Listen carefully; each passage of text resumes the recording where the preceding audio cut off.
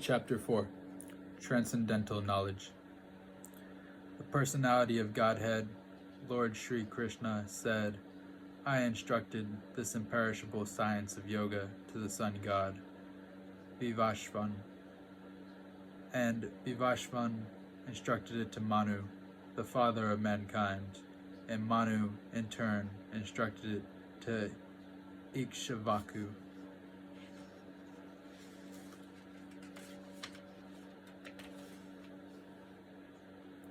The supreme science was thus received through the chain of disciplic succession, and the saintly kings understood it in that way.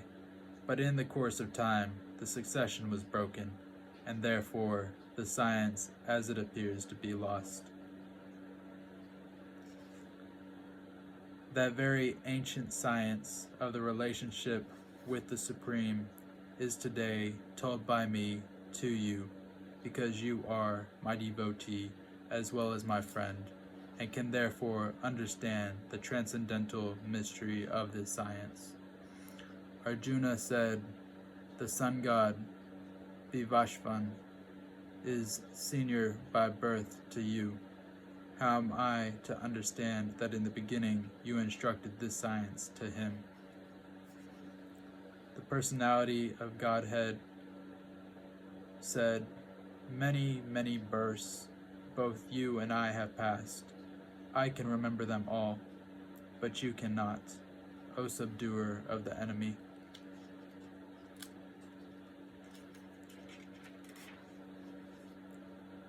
Although I am unborn, and my transcendental body never deteriorates, and although I am the Lord of all entities, by my internal energy I still appear in every millennium in my original transcendental form. Whenever and wherever there's a decline in religious practice, O descendant of Bharata, and a predominant rise of irreligion, at that time I descend myself. To deliver the pious and to annihilate the miscreants, as well as to re-establish the principles of religion, I myself appear, millennium after millennium. One who knows the transcendental nature of my appearance and activities does not, upon leaving the body, take his birth again in this material world, but attains my eternal abode, O Arjuna. Being freed from attachment, fear, and anger, being fully absorbed in me, and taking refuge in me, many, many persons in the past became purified by knowledge of me, and thus they all attained transcendental love for me. As all surrender unto me, I reward them accordingly. Everyone follows my path in all respects, O son of Prataha. Men in this world desire success in fruitive action, and therefore they worship the demigods. Quickly, of course, men get results from fruitive work in this world. According to the three modes of material nature, and the work associated with them, the four divisions of human society are created by me, and although I am the creator of this system, you should know that I am yet the non-doer, being unchangeable. There is no work that affects me, nor do I aspire for the fruits of action. One who understands this truth about me also does not become entangled in the fruitive reactions of work. All the liberated souls in ancient times acted with this understanding of my transcendental nature. Therefore, you should perform your duty, following in their footsteps. Even the intelligent are bewildered in determining what is action and what is inaction. Now, I shall explain to you what action is, knowing which you shall be liberated from all misfortune. The intricacies of action are very hard to understand.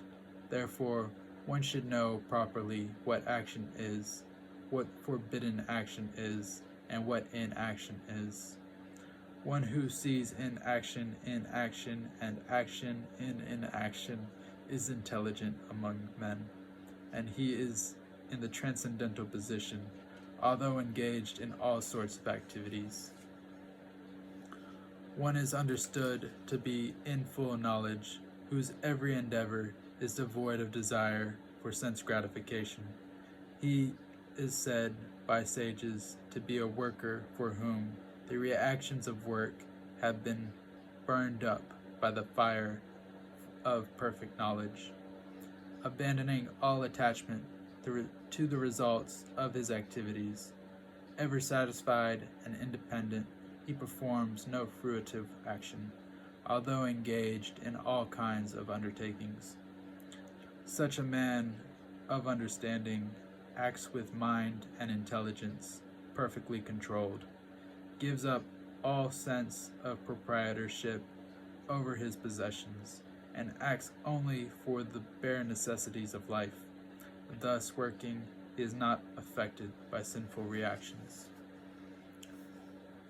He who is satisfied with gain which comes of its own accord, who is free from duality and does not envy, who is steady in both success and failure, is never entangled, although performing actions.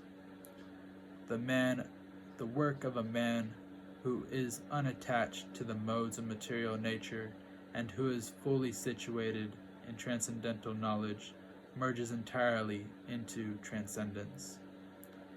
A person who is fully absorbed in Krishna consciousness is sure to attain the spiritual kingdom because of his full contribution to spiritual activities, in which the consummation is absolute, and that which is offered is of the same spiritual nature.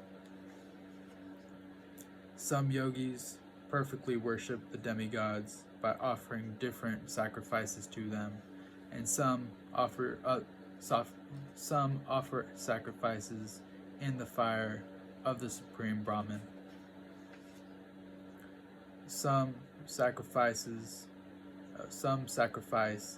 the hearing process and the senses in the fire of mental control, and others sacrifice the objects of the senses in the fire of the senses.